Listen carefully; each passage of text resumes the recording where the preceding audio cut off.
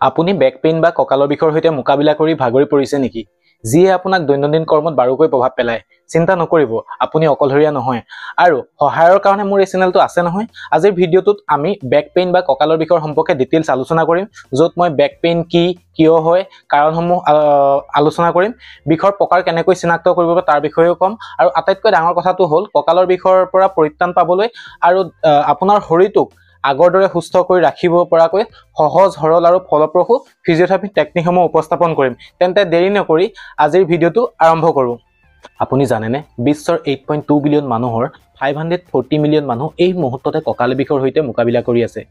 ইণ্ডিয়াতো কঁকালৰ বিষ স্বাস্থ্যৰ বাবে এক উল্লেখযোগ্য চিন্তাৰ বিষয়। একৰ্ডিং টু ৱৰ্ক জাৰ্নেলত প্ৰকাশিত তথ্য অনুসৰি আৰু মেটা বিশ্লেষণত উল্লেখ কৰা হৈছে যে ভাৰতত কঁকালৰ বিষ প্ৰাদুৰ্ভাৱ 66% আৰু পইণ্ট অনুযায়ী ইয়াৰ প্ৰাদুৰ্ভাৱ 48%। ইণ্ডিয়া এক্সপ্ৰেছ ৰিপৰ্ট অনুসৰি এটা বেক পেইনৰ ওপৰত কৰা ষ্টাডিত দেখা পোৱা গৈছে ভাৰতত প্ৰায় 87.5 মিলিয়ন লোৱাৰ বেক পেইনত ভোগা কেছেছ আছে। কঁকালৰ বিষ বা লোৱাৰ বেক পেইনৰ 80 পৰা 90% লোক কনজাৰভেটিভ ট্ৰিটমেণ্টৰ দ্বাৰা আৰোগ্য লাভ কৰে। কনজাৰভেটিভ ট্ৰিটমেণ্ট হৈছে বিনা চাৰ্জাৰীৰ দ্বাৰা কৰা এক চিকিৎসা পদ্ধতি আৰু 5 পৰা 10% লোক চাৰ্জাৰীৰ দ্বাৰা আৰোগ্য লাভ কৰে। কঁকালৰ বিষ কি? কঁকালৰ বিষ হৈছে মেৰুদণ্ড বা স্পাইনত হোৱা এটা অস্বস্তিকৰ বিষ আৰু জঠৰতা, যাক ষ্টিফনেছ বুলি কোৱা যায়।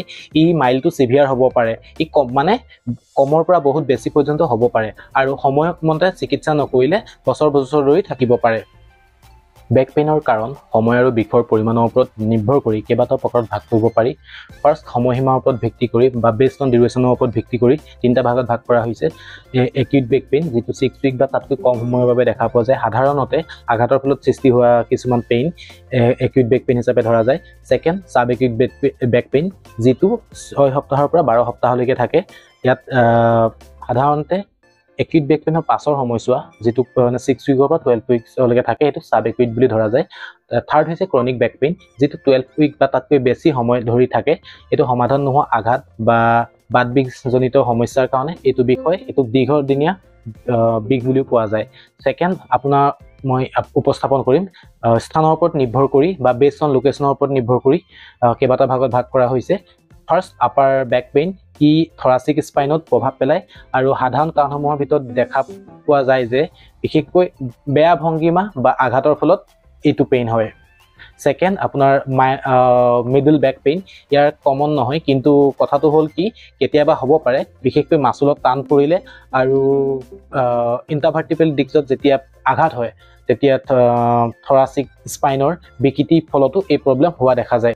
ফ'ৰ্থ, টেইল বন পেইন বা কক্সিডাইনা, বিষটো সাধাৰণতে কক্সিক ৰিজনৰ চাৰিওফালে হয়। সাধাৰণতে আঘাত বা দীৰ্ঘ সময় বহি থকা বা বহি কাম কৰা ব্যক্তিসকলৰ এইটো হোৱা দেখা যায়। কজৰ ওপৰত ভিত্তি কৰিও বা কাৰণৰ ওপৰত ভিত্তি কৰিও বেক পেইনত ভাগ কৰা হৈছে। ফাৰ্ষ্ট, মেকানিকেল পেইন, যিটো স্পাইন আৰু মাচুলৰ ওপৰত বেছি প্ৰেছাৰ পৰাৰ ফলত হোৱা দেখা যায়। বিশেষকৈ স্প্ৰেইন, ডিছ ইছ্যুজ, এইবিলাক মেকানিকেল পেইন হিচাপে ধৰা যায়। ছেকেণ্ড, নিউৰ'পেথিক পেইন, ইয়াতে কি হয়, নাৰ্ভত ইৰিটেশ্যন হয় আৰু কম্প্ৰেশ্যনৰ ফলত দেখা পোৱা এক প্ৰকাৰৰ প্ৰব্লেম, যেনে চিয়াটিকা পেইন, যিটো আপোনাৰ কঁকালৰ পৰা ভৰিলৈকে পেইনটো ৰেডিয়েট হৈ থাকে। থাৰ্ড আহিলে ইনফ্লেমেটৰী পেইন, যিটো এংকালজিং স্পণ্ডলাইটিছৰ দৰে অৱস্থাৰ সৈতে জড়িত এক প্ৰকাৰৰ প্ৰব্লেম। 4 নম্বৰতে স্পেচিফিক কণ্ডিশ্যনৰ ওপৰত নিৰ্ভৰ কৰিও বেক পেইনক ভাগ কৰা হৈছে। First, herniated disc, second, spinal stenosis, third, spondylolisthesis, fourth, osteoporosis, fifth, scoliosis বা কাইফোচিছ, 6, মাচল ষ্টেইন অৰ লিগামেণ্ট স্প্ৰেইন, 7, ইনফেকশ্যনৰ ওপৰত নিৰ্ভৰ কৰিও বেক পেইনক ভাগ কৰা হৈছে। বেক পেইনৰ লক্ষণসমূহ, sharp pain in your back, মানে কি হয়, পিঠিত আপোনাৰ এটা শাৰ্প পেইন থাকে, বহুত চোকা পেইন এটা থাকে। যেতিয়া আপুনি মুভমেণ্ট কৰে তেতিয়া লগে লগে পেইনটো বাঢ়ি যায় বা বহুত সময় আপুনি বহি থাকিলেও পেইনটো বাঢ়ি যায়। এইবিলাক হৈছে বেক পেইনৰ লক্ষণ। নামনেছ হয়, যিটো এৰিয়াত আপোনাৰ ধৰক কেতিয়াবা চুইচ চোৱাৰ লগে লগে আপুনি ঠাইডোখৰ চেঞ্চলেছ দৰে ফিল কৰিব পাৰে, এইটোক নামনেছ বুলি কোৱা যায়। আৰু টিংলিং অৰ উইকনেছ, কেতিয়াবা কি হয়, জিনজিনাই, আপোনাৰ সেই ঠাইত জিনজিনাই আৰু মাচলছবিলাক উইক ফিল কৰিব আপুনি। লগতে কি হয়, পেইনটো কেতিয়াবা ৰেডিয়েটিং হ'ব পাৰে কঁকালৰ পৰা ভৰিলৈকে। এইবিলাক বেক পেইনৰ লক্ষণ। হাউ টু ডায়েগন'চিছ বেক পেইন, কঁকালৰ বিষ কেনেকৈ নিৰ্ণয় কৰা হয়? কঁকালৰ বিষ নিৰ্ণয়ৰ বাবে বিষৰ অন্তৰ্নিহিত কাৰণ নিৰ্ণয় কৰিবলৈ বহুতো পদক্ষেপ জড়িত হৈ থাকে। আপোনাৰ হৈ থকা বিষটো মাস্কুলোস্কেলেটাল পেইন নে নাৰ্ভ পেইন নে অৰ ডিজেনেৰেটিভ কণ্ডিশ্যনৰ ফলত হৈছে তাক জানিবৰ কাৰণে জেনেৰেলি আমি কেনেকৈ ডায়েগনচিছ কৰোঁ তাৰ এটা চমু আভাস দিবলৈ চেষ্টা কৰিম। ফাৰ্ষ্ট মেডিকেল হিষ্ট্ৰী লোৱা যায়। যেতিয়া এজন পেচেণ্ট ক্লিনিক বা হস্পিটেল আহে তেতিয়া তেখেতৰ বিষটো কেতিয়া আৰম্ভ হৈছিল, বিষটোৰ স্থান ক'ত, বিষটো কিমান দিন ধৰি চলি আছে আৰু পূৰ্বতে ক'ৰবাত আঘাত পাইছিল নেকি এইবিলাক সোধা যায়। লগতে তেওঁ বিষটো কেতিয়া আৰাম পায় আৰু কেতিয়া কি কাম কৰিলে তেওঁ পেইনটো বেছি হয় এইবিলাকো সোধা যায়। আৰু এটা ইম্পৰ্টেণ্ট কথা, তেওঁৰ প্ৰফেশ্যন কি এইটো জানি থোৱাটো আমাৰ নিতান্তই প্ৰয়োজন। ছেকেণ্ড, পেচেণ্টজনৰ ফিজিকেল এক্সামিনেশ্যন কৰা হয় বা শাৰীৰিক পৰীক্ষা কৰা হয়। ডক্টৰ বা ফিজিঅ'থেৰাপিষ্টে প্ৰথমতে তেখেতৰ ৰেঞ্জ অফ মোশ্যন চেক কৰিব, মানে তেওঁ আগলৈ কিমান হাওলিব পাৰে, তেওঁ পাছলৈ কিমান নিব পাৰে বা ছাইডলৈ তেওঁ কেনেকৈ হাওলিব পাৰে এইবিলাক আমি চেক কৰা যায়। ছেকেণ্ড, ইয়াতে টেণ্ডাৰনেছ চেক কৰা যায়, হাৰ্ট মাছল উইকনেছ, মাছল কিমান উইক সেইবিলাকো চেক কৰা যায়। ফ'ৰ্থ, এৰিয়া অফ ডিছকমফৰ্ট, তেওঁ কোনটো এৰিয়াত তেওঁ অসুবিধা পাই আছে আৰু তেওঁ সেই এৰিয়াটোৰ ষ্টিফনেছ কেনেকুৱা ধৰণৰ ষ্টিফনেছ বা জঠৰতা কেনেকুৱা এইবিলাক চেক কৰা যায়। ফিফ্থ, আমি নিউৰলজিকেল এক্সামিনেশ্যনো কৰোঁ, য'ত নেকি টেণ্ডাৰনেছ, ৰিফ্লেক্স, মাছুলৰ ষ্ট্ৰেংথ আৰু চেঞ্চৰি ৰেছপন্স কেনেকুৱা ধৰণৰ এইবিলাক চেক কৰা যায়। থাৰ্ডতে ৰোগীজনৰ ইমেজিং টেষ্টটো কৰা যায়, য'ত নেকি এক্স-ৰে, MRI, CT স্কেন এইবিলাক জড়িত থাকে। 4 নম্বৰতে ইলেক্ট্ৰমায়োগ্ৰাফি, যাক চমুকৈ EMG বুলি কোৱা হয়। ইয়াৰ জৰিয়তে নাৰ্ভ কম্প্ৰেছন, পেইনছ নাৰ্ভ আৰু মাছুলৰ এবনৰ্মেলিটিটো ধৰা পেলাবলৈ কৰা যায়।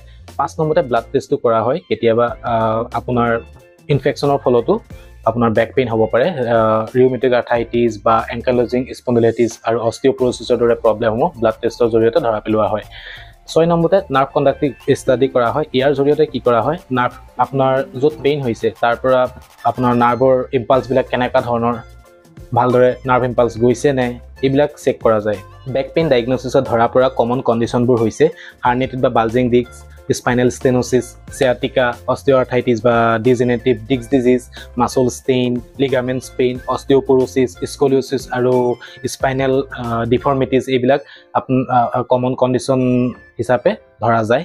বেক পেইনৰ ট্ৰিটমেণ্ট পেইনৰ পৰিমাণৰ ওপৰত নিৰ্ভৰ কৰি পিনি কৰা হয়, লগতে কি কাৰণে পেইনটো হৈছে তাৰ ওপৰত নিৰ্ভৰ কৰি পিনিও বেক পেইনৰ ট্ৰিটমেণ্ট কৰা হয়।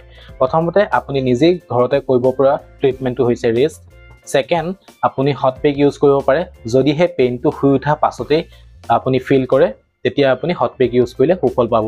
থাৰ্ডতে কি কৰিব, আপুনি ক'ল্ড পেক ইউজ কৰিব, যদিহে আপুনি কাম কৰি উঠাৰ পাছত কঁকালৰ বিষ অনুভৱ কৰে তেতিয়া আপোনাক ক'ল্ড পেকটোৱে যথেষ্ট সুফল দিব। এই সকলোবিলাক কৰাৰ পাছতো যদি আপুনি পেইনৰ পৰা সকাহ নাপায় তেতিয়া এজন ডক্টৰ বা ফিজিচিয়ানৰ ওচৰত গৈ মেডিচিন প্ৰেছক্ৰাইব কৰি ইউজ কৰিলে আপুনি সুফল পাব। মেডিকেশ্যন ইউজ কৰি থকা সময়তো যদি আপুনি পেইনটো ফিল কৰিয়ে থাকে তেতিয়া আপুনি এজন ফিজিঅ'থেৰাপিষ্টৰ নিয়ম অনুসৰি আপুনি যদি এক্সাৰচাইজ কৰে, ঘৰতে আপুনি নিজেও কৰিব পাৰে, তেতিয়াও আপুনি বেক পেইনৰ পৰা সুফল পাব। বেক পেইনৰ যিবিলাক ফিজিঅ'থেৰাপি টেকনিক বা এক্সাৰচাইজ মই আপোনালোকক নেক্সট ভিডিঅ'ত জনাম, কাৰণ তাতে বহুত ধৰণৰ পেইনৰ ওপৰত নিৰ্ভৰ কৰি আপোনাৰ ভিডিঅ'টো বনাবলগীয়া হয়। সেইটো কাৰণে মই প্ৰত্যেকটো প্ৰব্লেমৰে একোটা ভিডিঅ' দিম ডেইলি, আপোনালোকে সেইটো চাব পাৰিব।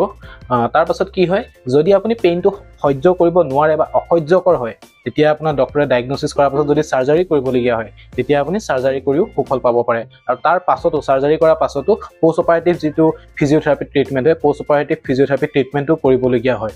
আশা কৰোঁ আপোনালোকে ভিডিঅ'টো চাই বুজি পালে যে কঁকালৰ বিষ কিয় হয় আৰু কি কৰিব লাগে। ফিজিঅ'থেৰাপি পাৰ্টটো মই প্ৰত্যেকটো কমন কণ্ডিশ্যনৰ ওপৰত সংগতি ৰাখি সদায় দি যাম, আপোনালোকে চাব পাৰিব। যদি ভিডিঅ'টো চাই আপোনালোকে ভাল পালে লাইক কৰিব, কমেণ্ট কৰিব আৰু চেনেলটো ছাবস্ক্ৰাইব কৰিবলৈ নাপাহৰিব। আৰু ডেইলি আপুনি ভিডিঅ'বিলাকৰ নটিফিকেশ্যন পাবৰ কাৰণে বেল আইকনটো ক্লিক কৰি সক্ৰিয় কৰি ল'ব।